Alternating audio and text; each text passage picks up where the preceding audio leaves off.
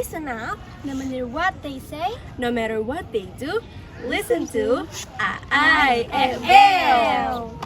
Kembali lagi di segmen kita yang terbaru, yaitu Besar Perci. Belajar sejarah Bersama perempuan cantik. Nah, pada kesempatan kali ini kita akan menjelaskan tragedi bersejarah di Indonesia, yaitu Gerakan 30 September yang dilakukan oleh Partai Komunis Indonesia. Dan sekarang kita sudah berada di tempatnya, yaitu Monumen Pancasila Sakti. Oke girls, sini girls. Supaya makin seru, yuk kita ceritanya sambil jalan-jalan. Let's go girls. Gimana nih sekarang girls? Ya, kita lagi di Lubang Buaya. Penasaran? Yuk kita masuk girls. Ini gimana sih? Ada apa sih, Cin?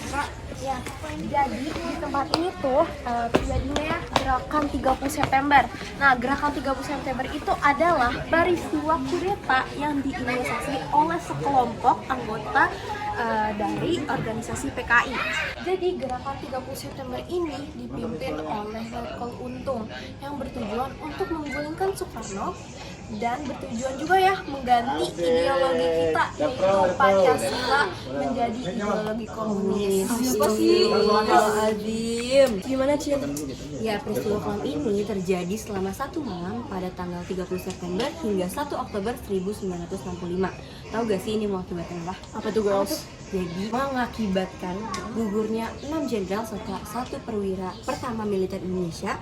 Yang lebih kejamnya lagi, para PKI ini mengubur mereka dalam satu lubang sumur lama yang terletak di Lubang Buaya, Jakarta Timur. Di tempat kita sekarang ini guys. Guys, jadi ini merupakan lubang.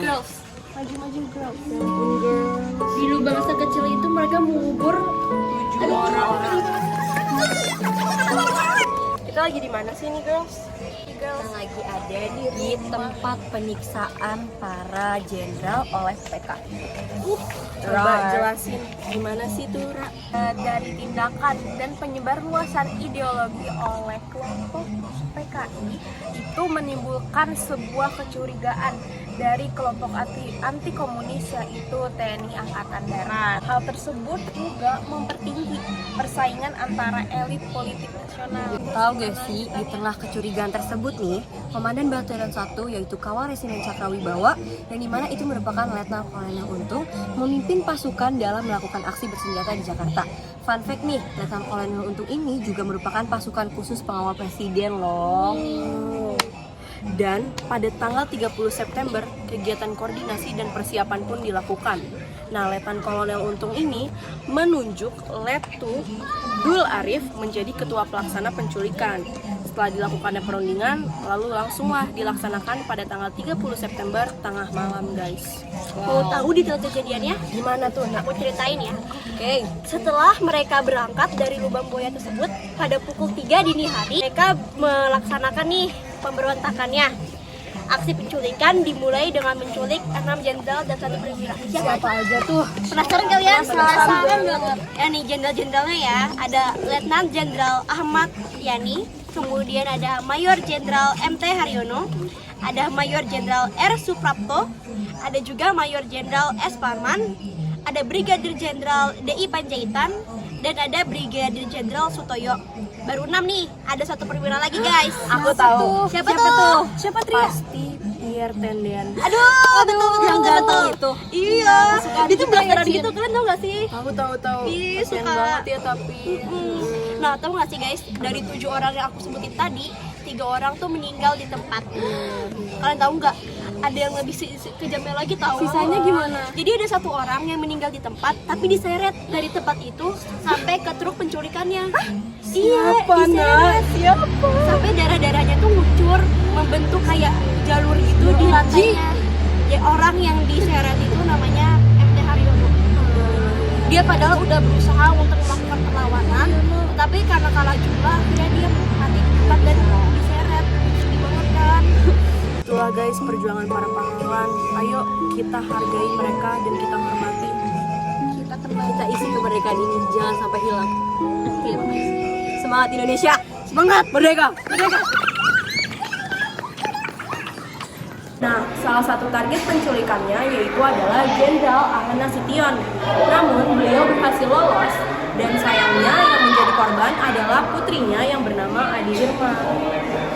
Selain itu juga, Letnan 1 Pierre Tendean juga ikut diculik dan dibunuh PKI dan dikubur di Lubang Buaya. Beberapa orang lainnya juga turut menjadi korban dari pemberontakan PKI seperti Brigadir KS Tubun yang ikut menjadi korban saat mengawal rumah Dr. J. Laimana. Selanjutnya ada lagi pemberontakan PKI di Yogyakarta yang dipimpin oleh Mayor Mulyono. Ini mengambil korban yaitu Kolonel Katangso dan Letnan Kolonel Sugiono.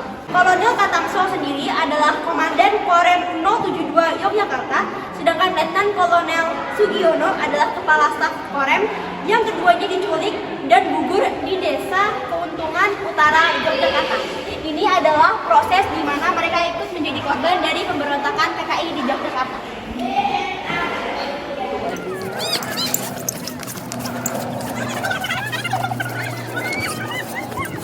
Nah, sekarang kita ada di mana sih, Tri? Kita lagi ada di pos komandonya G30 SPKI. Sambil cerita-cerita, kita sambil house tour yuk. Yuk, kita jalan. Oke, yuk girls. Jadi setelah berhasil membunuh dan menculik para petinggi TNI AD, PKI berhasil menguasai gedung Radio Republik Indonesia dan mengumumkan sebuah dekret yang diberi nama Dekret Nomor 1, yakni pernyataan bahwa gerakan G30 SPKI adalah upaya penyelamatan dari Dewan Jenderal yang ingin mengambil alih negara. Nah, kelanjutannya ini, peristiwa G30 SPKI itu menimbulkan kebingungan terhadap masyarakat Indonesia, khususnya di daerah Jakarta. Nah, karena banyak nih ya petinggi Angkatan Darat itu entah keberadaan di mana alias menghilang.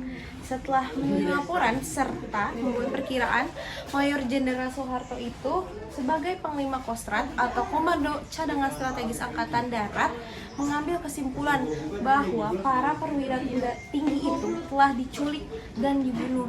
Jadi ia pun langsung mengambil alih pimpinan AD untuk menindaklanjuti peristiwa tersebut.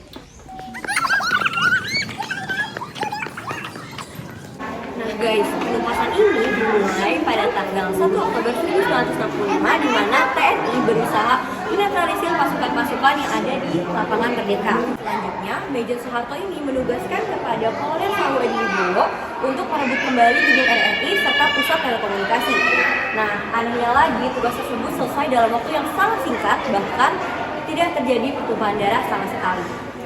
Guys, dengan dikuasainya RRI dan telekomunikasi, pada jam 8 waktu Indonesia Barat, Soeharto mengumumkan bahwa telah terjadi perebutan kekuasaan oleh gerakan 30 September.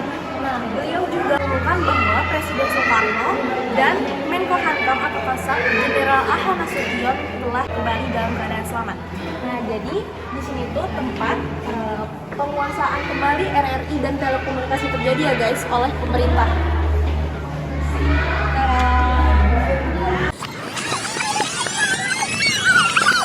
Pada tanggal 2 Oktober 1965, operasi berlanjut ke kawasan Halim Perdana Kusuma, yang merupakan tempat di mana para pasukan G30 SPKI mengundurkan diri dari kawasan Monas.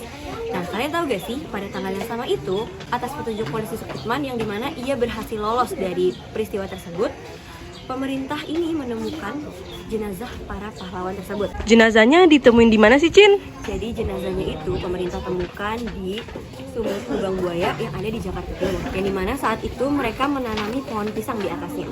Jadi orang-orang gak ada yang tahu saat itu. Astagfirullah. Cin, kamu capek gak sih? Aus kan abis ngomong panjang lebar? Nih, kita minum ini dulu guys. Minerale. Wah. Kamu seger deh, coba ya. Coba, Cin. Seger banget kan? Kayak ada manis-manis. Wah. Jadi dibeli ya guys. Makasih Le Mineral.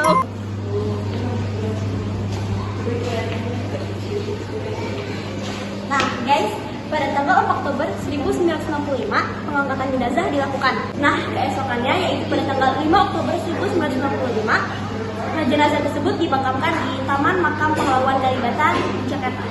Kemudian, pahlawan yang gugur akibat pemberontakan diberi penghargaan sebagai pahlawan revolusi. Nih gambar-gambarnya.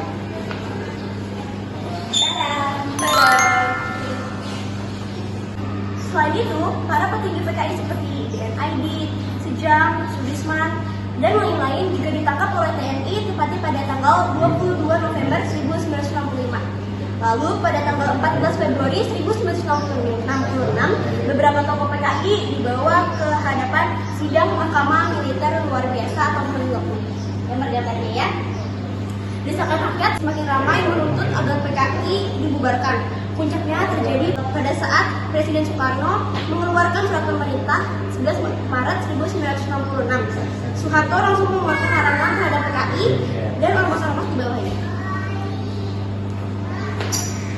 Nah guys, tadi kan udah dijelasin sama Hana tentang penangkapan Dan Aidit. Nah ini dia ilustrasinya nih. Guys, kalian tahu nggak sih ada satu fun fact dari kejadian ini? Apa tuh, girls? Sebenarnya Dan Aidit itu tidak mendukung dari gerakan G30 SPKI. Wah, kenapa tuh? Sebenarnya dia menolak, tetapi Letkol Untung tuh udah mengambil alih kepemimpinannya sehingga dia pun tidak dapat melakukan apapun.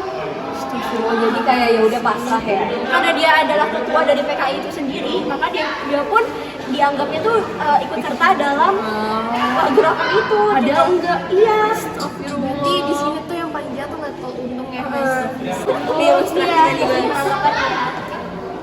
Dan Aidit. Yang baju biru ini Dan Aiditnya nih guys. Semoga terungkap faktanya ya Pak. Nah itu dia nih, tadi kita habis dari tempat dimana di situ menjelaskan peristiwa-peristiwa satu persatu yang dimana dilakukan oleh PKI. Nah gimana guys kesan-kesannya? Biadab. Kejam. Keji? Jahat. Yuk kita ke tempat selanjutnya girls. Let's go. Jadi kita udah di depan tank yang dimana tank ini yang mengantarkan para jenazah kemana Tia? Dari markas besar pahlawan Angkatan Darat ke makam pahlawan Kalibata guys. Ya kan Naura, Hana? Yang mana? Betul sekali. Buat nih ruangan ini berisi benda pribadi bersejarah milik para korban-korban dari pemberontakan PKI itu sendiri. So, yuk masuk guys.